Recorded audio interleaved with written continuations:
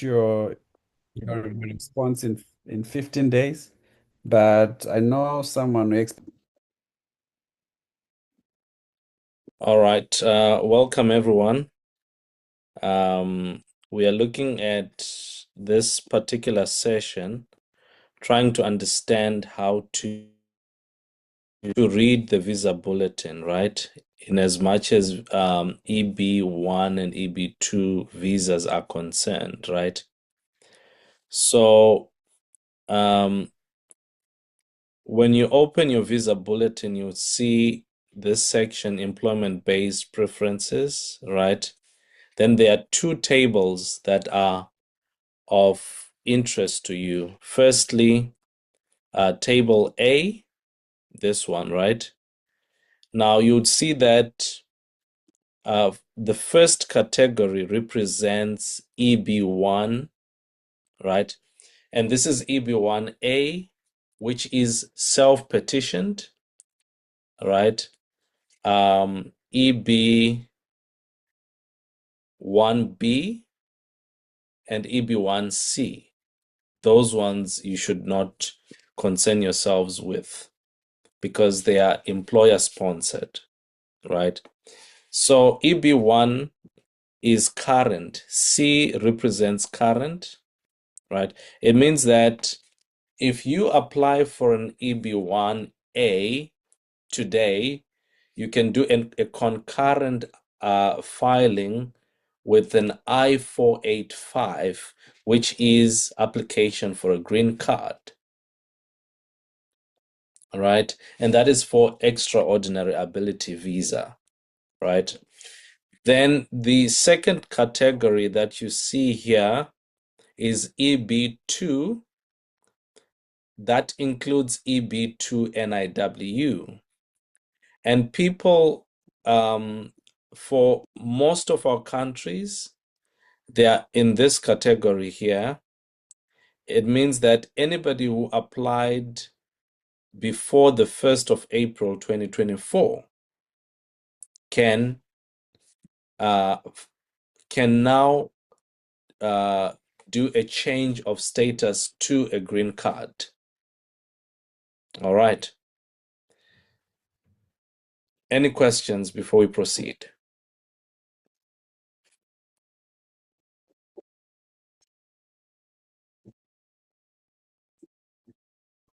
All right. Now, there is a second table, this one, all right, which has a different date for the second category, which says 15th of October 2024, right? So how do you know if you are supposed to apply now? If your dates are current, suppose you applied in October, but this one reads April, while this one reads October, right? So there is a link, right, that you are supposed to open. Okay. All right.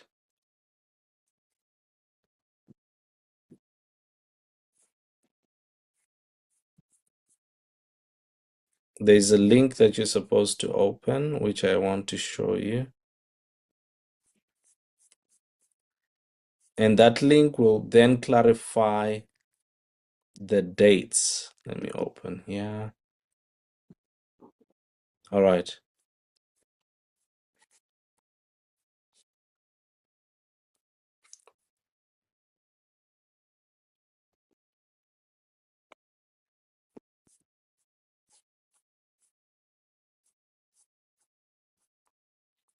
So now you will see that, all right, for January, oh, this was January 2026, right? It was saying those who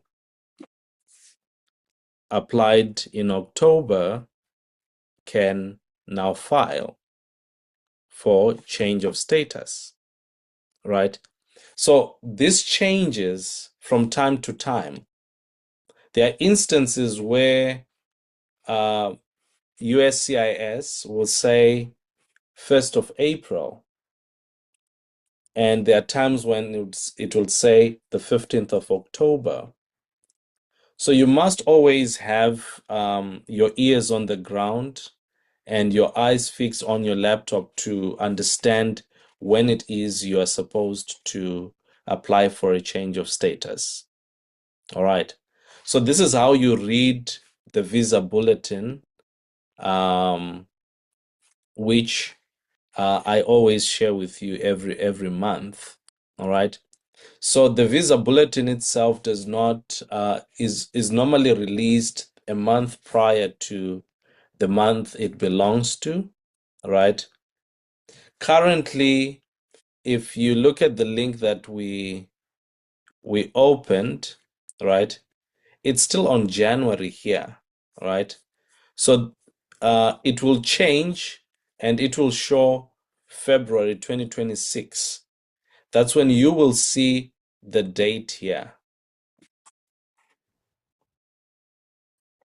All right. But they change those dates every time and again. All right. So there's been a good movement in as much as the dates for change of status. All right. Now, it means that a person who applied in October 2024, all right, gets their approval after 6 months from October, 6 to 10 months from October, right? Or we can say perhaps a year, right? Suppose they got their outcome on the 15th of October 2025, and already in February, they are applying, or in January, they are applying for change of status. So how many months in total has has it taken this person to be able to apply for their green card? That's merely 14 to 15 months, right? Plus an additional 6 months to get your green card, which will then be less than 2 years. So the advice for somebody who's on an F1 and not eligible or ineligible to apply for an EB1A is to go for the EB2 NIW, but you must do it sooner. As soon as you get your OPT, or as soon as you've applied for your OPT, then you need to apply for your EB2 NIW. Get your approval. There's no need for premium processing. It's a waste of money. Unless you want to travel, then you can file with an I-131 without premium processing. Okay.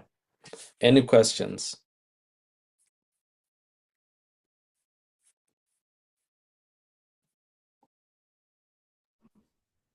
I want to ask, Kuti, but timelines without premium processing, Akamira say, what are the timelines be? I mean, without premium processing, what are the Okay. advantages of going without premium processing versus premium processing? Okay. So there's no advantage to premium processing than to get your outcome sooner. A person who applied on the 15th of October with premium processing got their outcome in, say, 45 days maximum, right? And a person who applied on 15 October of the same year, or on the same date rather, maybe got their outcome 6 to 12 months, right? Between 6 to 12 months from the date of application or from the date of receipt, all right? So those are the timelines. Yes, Tendai. Hello, Nasha, how are you? I'm all Okay, right. And there, so how's it? yeah, I just have one question about so the process is we file in I-140, right? Yes, And we wait for approval for the I-140. yes, When you get an approval for the I-140, you now wait for your dates to be current. correct. And the dates you are waiting for, you said the receipt date, the I-140 receipt date. The I-140 receipt date, yes, that's the date that will reflect here. Oh, Yes. okay. Okay. Thank you Yeah. very much. All right. Trinos. Um, with regards to the expedited one and the normal one, Yes. have you seen any trend with regards to acceptance rates or rejection rates between the two? Yes, actually there is.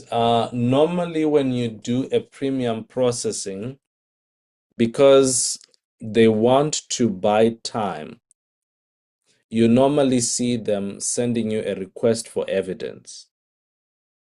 That has been the trend, right? Very few people, very few have been getting their responses without request for evidences after having filed with a premium process.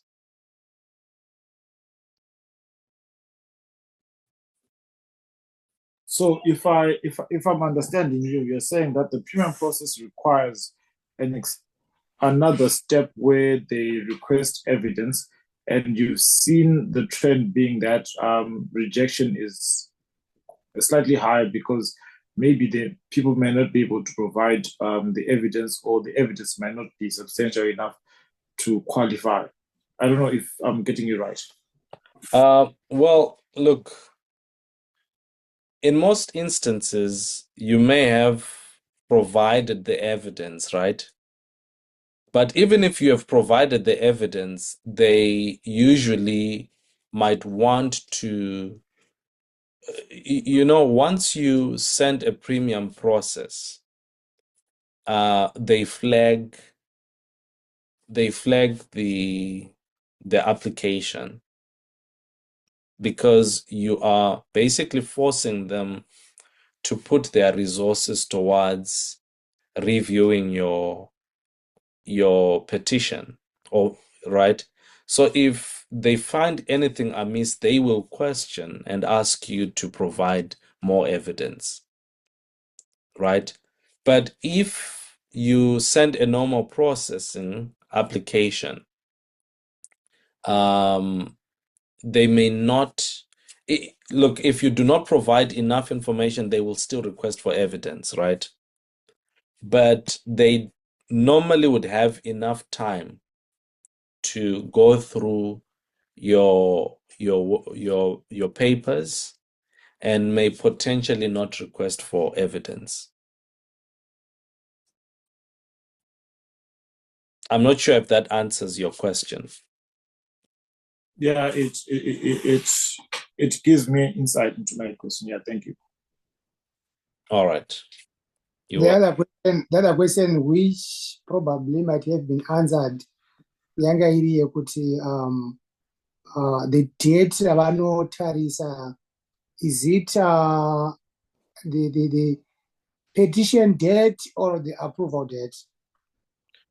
No, it's the receipt date, the date that they confirm that they've received your application or your petition, rather. Thank you. You're welcome. So that's why I'm saying premium processing is not really advisable, because even if they receive it on the 15th of October with a premium process, and they receive the next person's on the same date without premium processing, it means that your change of status applies to the same date.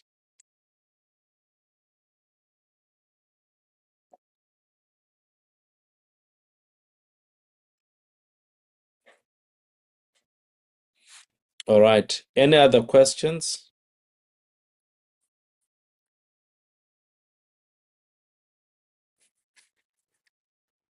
Yes, I have a question. Yes. So just so I you, if I do premium process and they request for evidence and I provide evidence and that's like, let's just say 1.5 months to 2 months time period. And then with non-premium, and they still at some point will request the evidence, right? But that's now like down 6 months to 8 months or 12 months. Am I not delaying my date of Receipt. yeah. No, the receipt date is still the first date that they confirm that they've received it. So the date that they make their decision doesn't affect the date of changeability? Yeah, it doesn't. Okay, got it. Thank you. You're welcome.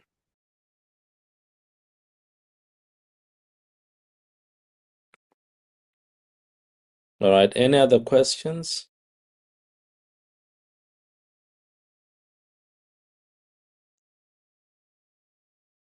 All right. So I guess we can call it a day. I hope the meeting was insightful. Thank you so much for joining me, guys. Hi, Mnasha. Hi. Sorry to come in. Maybe I joined in a bit late, but I thought you said you're going to touch on the issue of filing addresses. Oh, thank you. Thank you for that. Okay, let's do this. Okay.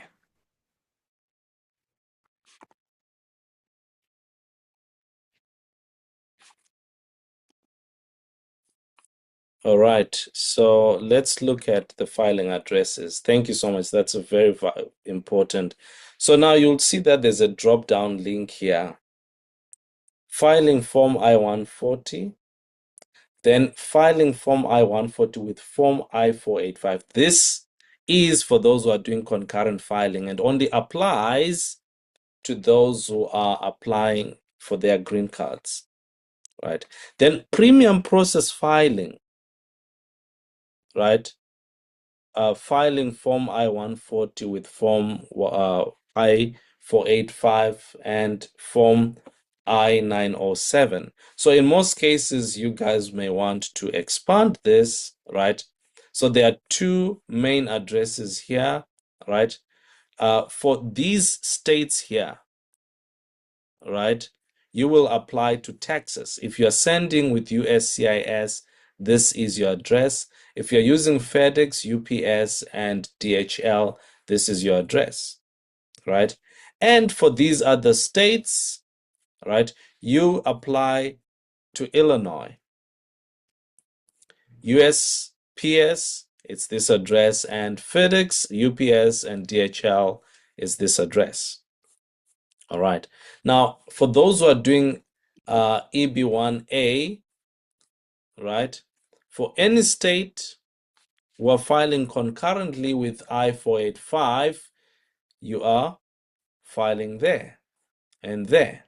But now, if you're doing premium processing without Form I-485, it's here, right? For these states, you apply to Arizona if you're doing with premium processing. And for these states, you're applying to Illinois still like that, right? So it's a very easy thing to look at. I'm not sure if this is clear.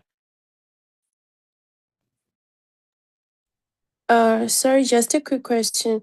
If Yeah. you look at the first, or even this page that we're looking at, it's written if the beneficiary will work in. So it means the state that you apply in, or these states, that's where you'll be limited to, or what, after approval? Now remember, our focus is EB1A and EB2 NIW. So use where you live.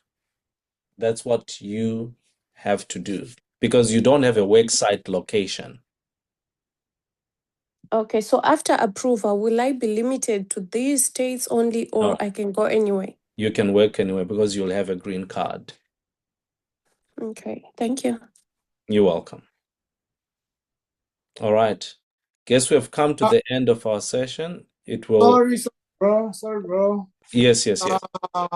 It's my first time being in this group, so probably I might want to understand our relationship. It might go beyond the financial